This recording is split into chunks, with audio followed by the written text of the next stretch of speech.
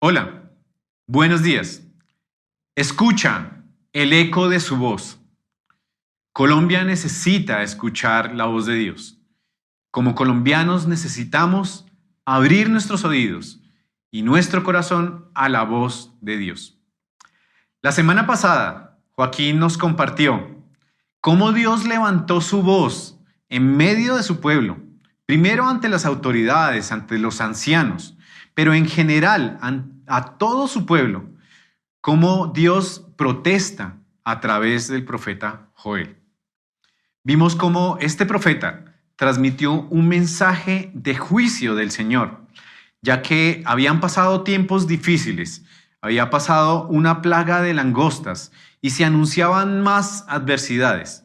Y muchas de esas cosas que pasaron fueron consecuencia de que el pueblo de Dios no había obedecido a Dios, había volteado la espalda a las instrucciones de Dios, había desconocido por completo al Señor.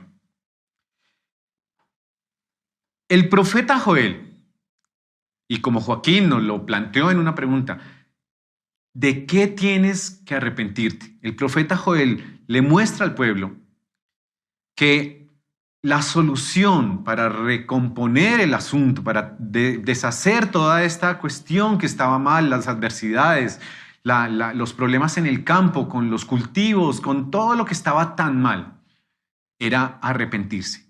Y arrepentimiento de verdad. El mismo profeta le dice al pueblo, le dice, no solamente rasguen sus vestimentas, como era la tradición, sino rasguen su corazón. Es decir, dejen las cuestiones simplemente de apariencia, dejen las cuestiones de religión o las cuestiones externas. De verdad, vuelvan su corazón a Dios, escuchen su voz, arrepiéntanse y transformen su forma de actuar. Y espero de verdad que cada uno de nosotros haya podido sacar un tiempo la semana que pasó y hayamos podido responder esta pregunta que Joaquín nos dejó. ¿De qué tienes que arrepentirte? Cada uno de nosotros, delante de Dios, en medio de una oración o en medio de postrarnos ahí de rodillas delante de Dios, que pudiéramos decirle a Él, Señor, me arrepiento. Te pido perdón por esto, porque he pecado contra ti, porque he ido en contra tuya, porque te he ofendido. O también porque he ofendido a mi hermano, a mi prójimo, porque he ofendido a otro colombiano. Definitivamente como colombianos necesitamos que el Señor nos muestre de qué debemos arrepentirnos. Y ese arrepentimiento que nos lleve a actuar, a cambiar nuestra forma, primero, de relacionarnos con Dios, pero también de relacionarnos con los demás. El profeta no se queda ahí. El profeta Joel empieza a transmitir este mensaje y surge la pregunta, bueno, y después del arrepentimiento, ¿qué sigue? Y para cada uno de nosotros puede surgir esta inquietud. ¿Y ahora qué? ¿Qué debemos hacer como individuos, como colombianos, como compatriotas? ¿Cuál es el siguiente paso para componer esta situación, para arreglar nuestra relación con Dios, con los demás, entre nosotros como sociedad? Y surgen varias voces, surgen inclusive expectativas de que la solución que estamos viviendo en estos días se solucione de una u otra forma. Tenemos nuestra esperanza puesta en algo. Y a la pregunta de la semana pasada, yo quiero sumar una nueva pregunta. ¿En qué estás poniendo tu esperanza? ¿En qué depositas tu expectativa de que esto va a mejorar? ¿En qué depositamos nuestra esperanza como colombianos de que mañana va a ser mejor? De que mañana vamos a tener un mejor país, una mejor sociedad. ¿En qué podemos o debemos poner nuestra esperanza? Y quiero invitarles que sigamos leyendo el profeta Joel para que veamos lo que Dios nos revela a través de este libro de en qué podemos poner de verdad nuestra esperanza. El profeta Joel no solamente había dicho que rasgaran su corazón, es decir, que se arrepintiera el pueblo de verdad, sincera y profundamente, sino que el profeta ya le estaba anunciando al pueblo lo que iba a suceder si este arrepentimiento era genuino. Por lo menos tres consecuencias o tres efectos de este arrepentimiento pueden verse a través de la lectura de este libro. Joel dijo en el versículo 2 del 13 del capítulo 2, dijo así: rásguense el corazón y no las vestiduras. Vuélvanse al Señor su Dios, porque Él es bondadoso y compasivo, lento para la ira y lleno de amor. Cambia de parecer y no castiga. Es decir, que siendo Dios justo, Él podía aplacar los efectos y las consecuencias de las malas conductas, de alejarse de Dios a través del arrepentimiento. Si el pueblo se arrepentía, Dios iba a considerar estos castigos, y a eso se refiere el cambiar de parecer. El profeta está haciendo mucho énfasis en el arrepentimiento y muestra que el Señor responde, que el Señor ante este verdadero arrepentimiento va a dar una respuesta. Dice en el verso 18: entonces el Señor mostró amor por su tierra y perdonó a su pueblo. Ante el arrepentimiento, el Señor responde con perdón, con amor y perdón. Y yo quiero proponer que veamos estos efectos del arrepentimiento. El primero es uno muy evidente que el profeta está contando. Es bendición. Bendición material, sí. Miren lo que dice Joel 2, 19 al 20. Dice: miren, les enviaré cereales, vino nuevo y aceite, hasta dejarlos plenamente satisfechos, y no volveré a entregarlos al oprobio entre las naciones.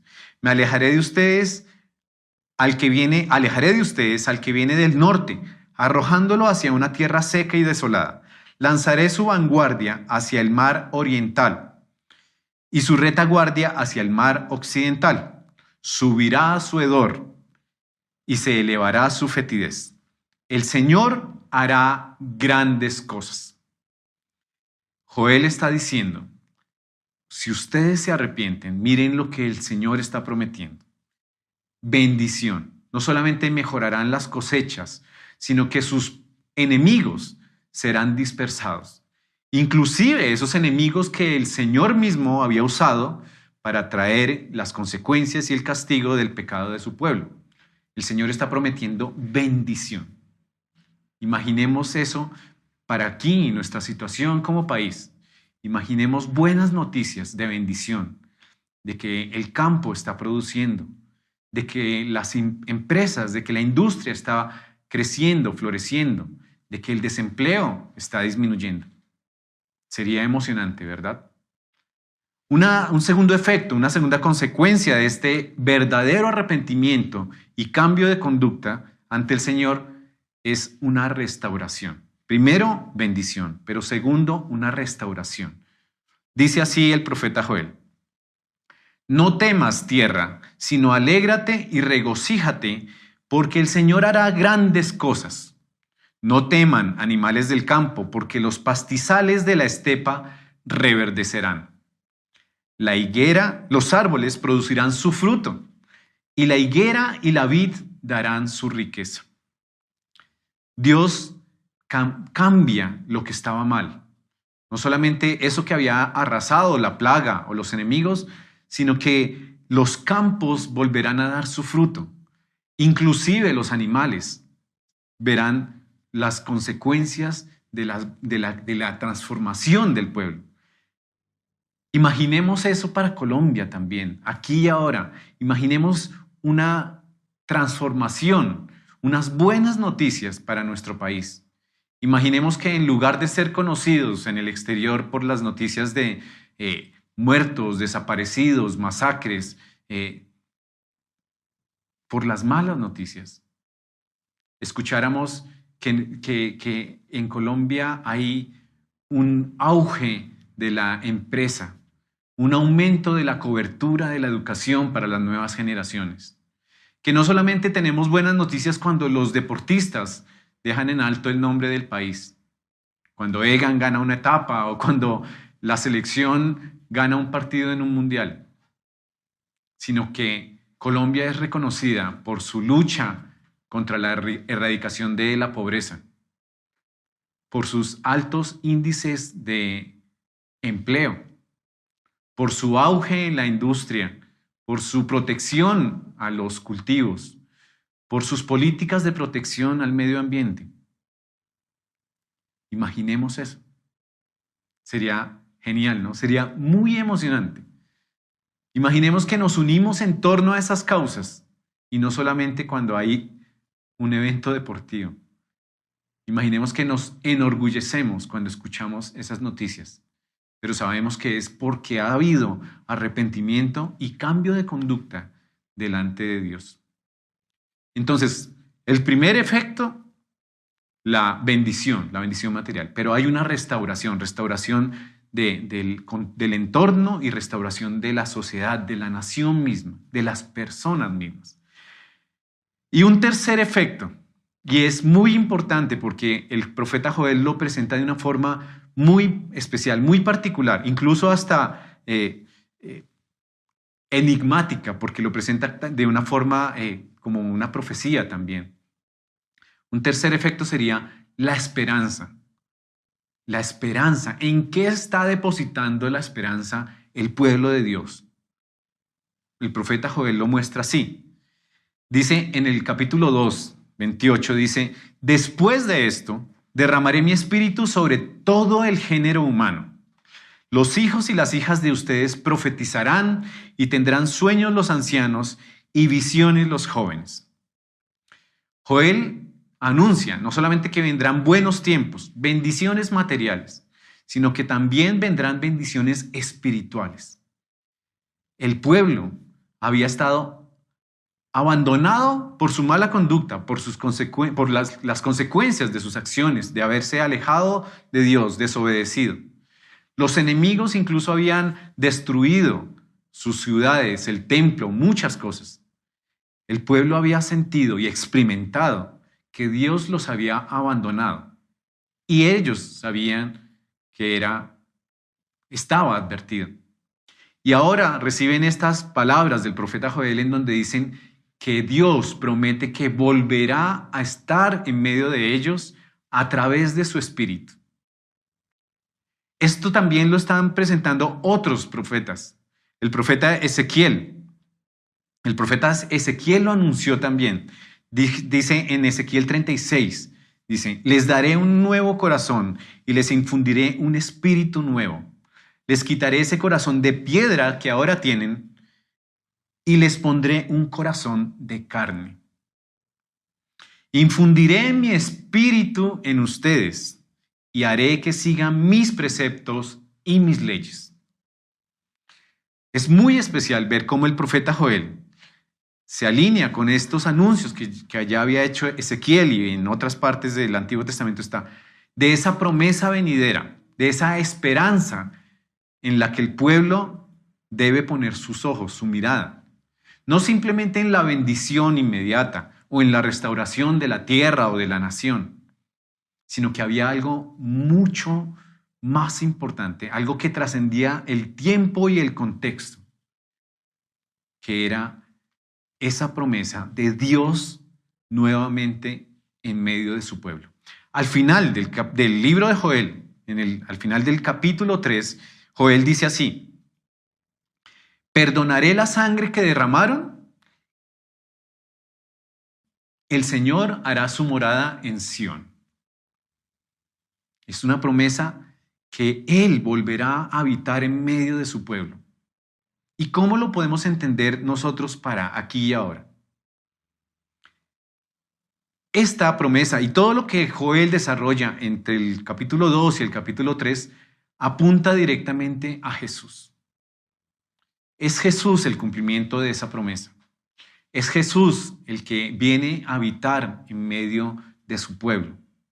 Cuando dice, el Señor hará su morada en Sión, no se está refiriendo a un sitio geográfico, a alguna cosa física, sino está diciendo, Dios volverá a habitar en medio de su pueblo.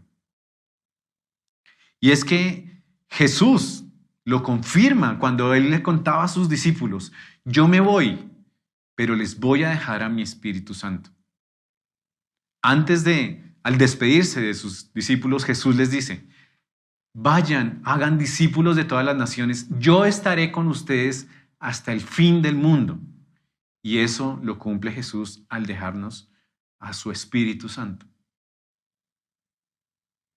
La pregunta esta que hicimos al principio, ¿en dónde está nuestra esperanza? Tiene que estar dirigida a eso. No puede estar basada solamente en una bendición, en una recompensa, si se puede llamar así, material, por arrepentirnos. No puede estar basada ni siquiera en la restauración, en que nos vaya bien como país, como individuos, como nación. Nuestra esperanza tiene que estar en algo mucho más allá que eso. Nuestra esperanza solamente está en que Dios habita en medio de nosotros, como individuos, como creyentes, pero también como colombianos, como ciudadanos de esta tierra, en que sea Dios en el corazón arrepentido y transformado por su Espíritu Santo. ¿En qué estás poniendo tu esperanza aquí y ahora? Tal vez estamos escuchando las noticias y ponemos nuestra esperanza en que se solucione esta situación de protestas y de paro y de bloqueos. Tal vez nuestra esperanza es que haya un nuevo gobierno de un lado o del otro. Unos ponen su esperanza en que todo se solucione con las armas, otros en que totalmente desaparezcan las armas. Yo estoy seguro que cualquier cosa de esas puede ser pasajera. De que no podemos poner nuestra esperanza en ningún ser humano, en ningún caudillo, en ninguna política o transformación de la sociedad. Porque como veíamos en los anuncios, en los mensajes anteriores, el problema de nuestro país, así como el problema de la humanidad entera, está en el corazón. Y a menos de que el Espíritu de Dios sea el que gobierne nuestro corazón, no habrá nada que garantice que podemos vivir mejor, que podemos solucionar los problemas que tenemos en nuestras sociedades y que algo cambiará definitivamente. Si el Espíritu de Dios es el que gobierna nuestro corazón, entonces tendremos una esperanza certera y que trasciende el contexto, el tiempo y todas las condiciones, inclusive nuestra propia infidelidad, nuestras propias fallas como seres humanos. Y es que asimismo lo muestra el apóstol Pablo. En la carta de los Gálatas nos muestra cómo el efecto de que el Espíritu de Dios habite en nosotros transforma todo, nuestra vida, todas las esferas de nuestra vida se ven transformadas y por lo tanto nuestro contexto, nuestra sociedad, nuestra familia, nuestro país. En Gálatas 5 dice lo siguiente: en cambio, el fruto del Espíritu es amor, alegría, paz, paciencia, amabilidad, bondad, fidelidad, humildad y dominio propio. No hay ley que condene estas cosas. Los que son de Cristo Jesús han crucificado la naturaleza pecaminosa, con sus pasiones y deseos. Si el Espíritu nos da vida, andemos guiados por el Espíritu.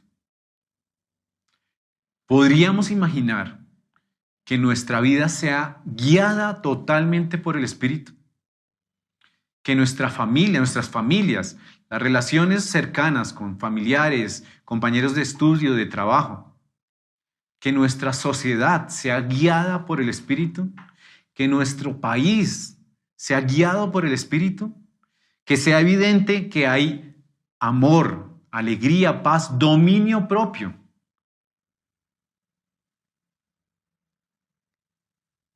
Que quienes actúan como autoridades lleven a cabo su papel como autoridades, que la policía persiga a los que hacen el mal y proteja a los ciudadanos, que los gobernantes hagan las leyes, legislen de acuerdo al derecho y no a la corrupción.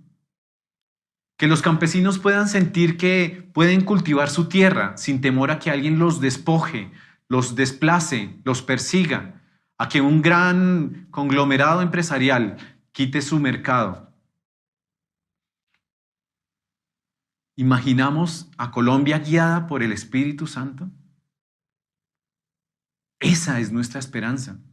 Y es una esperanza que no tiene pierde, no tiene duda, y que es para la eternidad. Es para aquí y ahora, sí, da bendición, da restauración de nuestra tierra, pero nos da una certeza que trasciende el aquí y el ahora.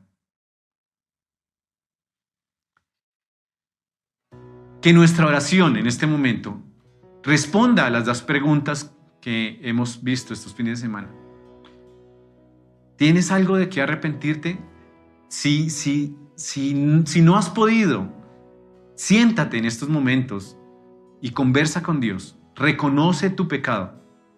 Yo mismo tengo que hacerlo.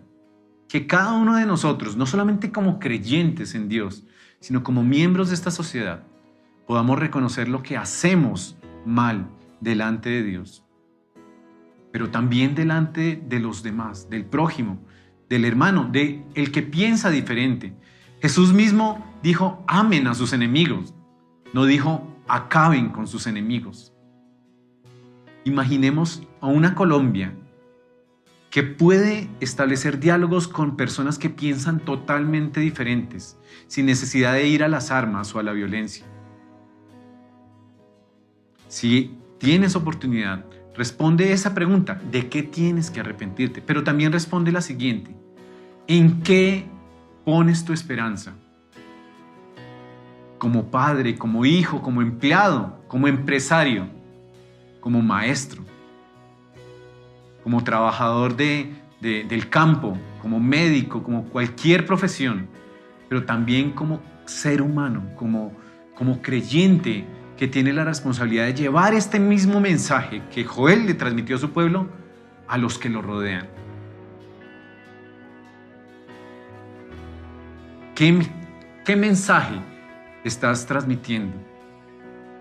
¿Dónde estás poniendo tu esperanza y la esperanza de los que te rodean?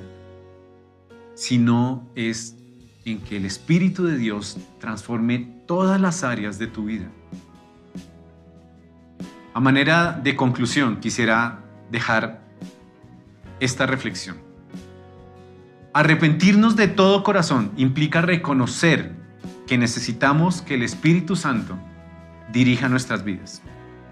Como colombianos, podremos ver una nación renovada, restaurada y con esperanza en la medida que permitamos que Dios gobierne los corazones de cada uno de nosotros. Esa esperanza no es perecedera. Esa esperanza es para la eternidad.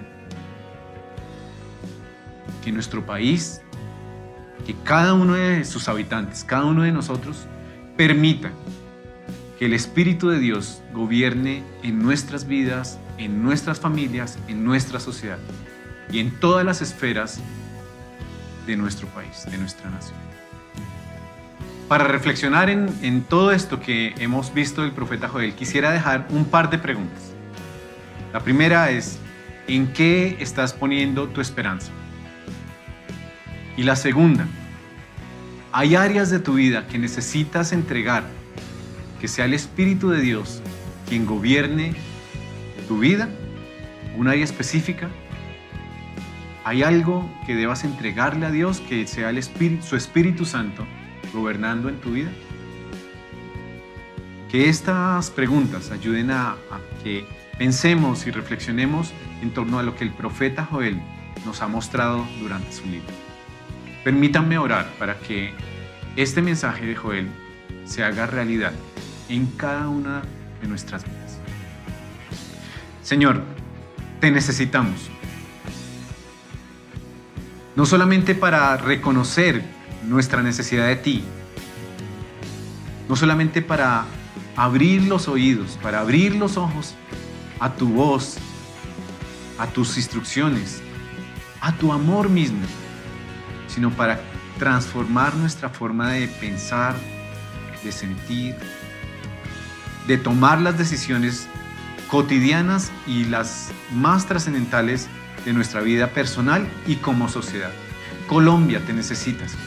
Colombia necesita arrepentirse y permitir que tú gobiernes, que tú seas el centro de nuestra vida en todas las esferas. Te necesitamos, Señor.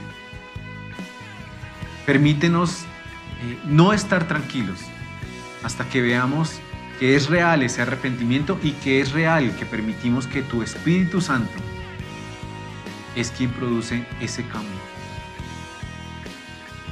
Que podamos estar seguros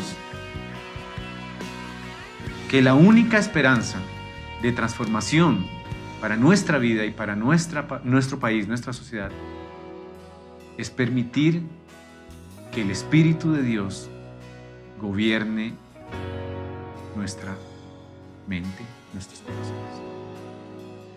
Te necesitamos, Señor. Oramos en el nombre de Jesús.